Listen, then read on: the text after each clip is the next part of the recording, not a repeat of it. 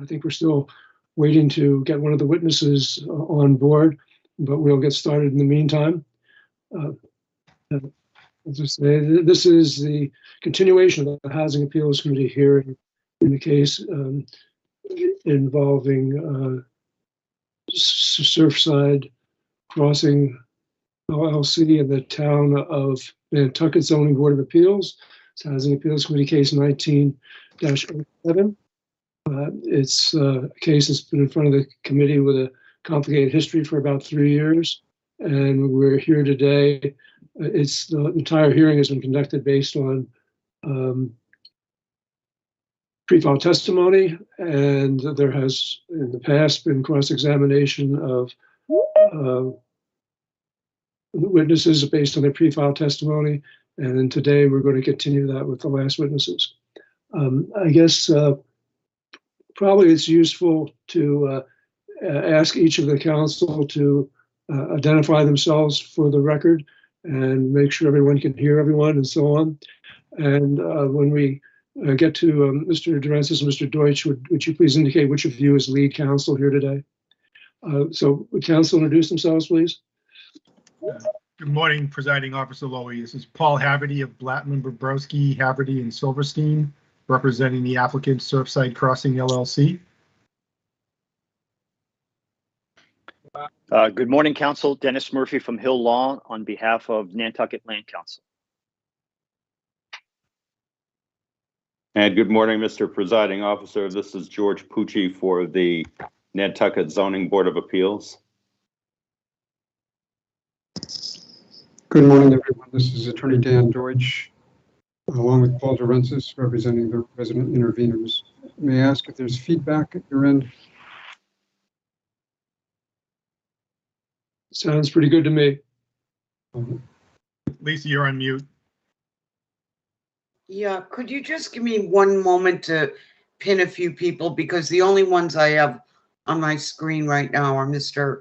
Haverty, Mr. Pucci, and the presiding officer. So if you could just bear with me for one moment.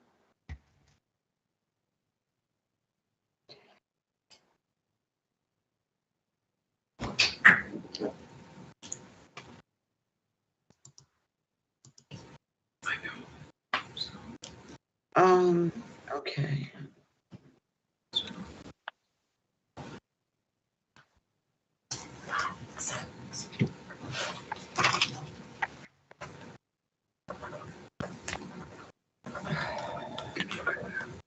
I'm sorry to hold you up. It's quite invariably a few little technical glitches, and this is a very small, manageable one. So we're happy to take a little bit of time. Thank you. I had this issue with the last hearing also. Let me just go to the settings here.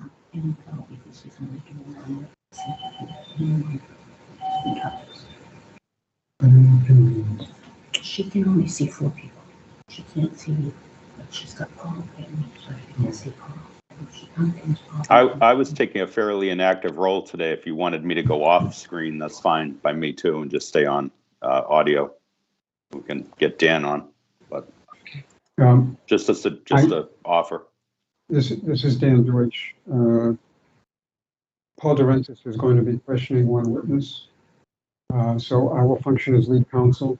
If it's convenient to resolve this issue by unpinning Paul and pinning me, we can do that. Well, perhaps, Ms. Starr, we can also, during the hearing, when a lawyer begins examination, you can change your pinning too. We're happy to have you pause whenever you ask us to, so that you can straighten it out. And, you know, also right now for me, it works very well in gallery view. I can see people very well in gallery view. So. Likewise.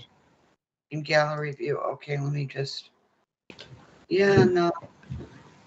I can see everyone. Does it help for me to go off screen, and then you can have Dan and Paul? So, Mr. Pucci, I think it's if the Star needs to pin people, she can do that. But I think it's good for you to stay on camera. Okay. And then your offer is appreciated, because it may be that the Star will want to unpin you so that she's not seeing you all the time. But it's good to still have everyone there in gallery view, which is how I watch it. Sounds good. So Mr. let me Presiding just, Officer, the only concern I would have with doing it, from gallery view is if there is a sharing of the screen. If we're bringing up an exhibit, how would that impact it? Would we still be able to see the exhibit?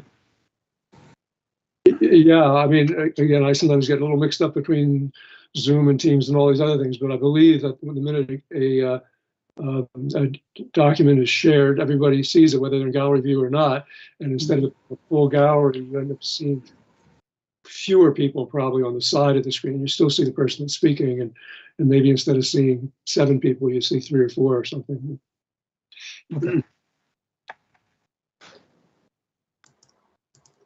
okay, let me just ask, as we start this morning, I have the presiding officer, I have Mr. Haverty, Mr. Pucci, and Mr. Murphy. So apparently I won't be able to fit the witness on screen. So if you'll, I'm going to take, you're going to start with Mr. Feely. Am I correct on that, Mr. I haven't Haverty? discussed that yet. Let's get started, and at any Okay. point when you're having a problem, just ask us to stop and we'll work it out right there. Perfect, thank you. You're welcome. So again, for everybody's benefit, particularly people that, not the lawyers or people that are witnesses are in the audience, as I've mentioned before, this is a continuation of the hearing that was begun quite a long time ago.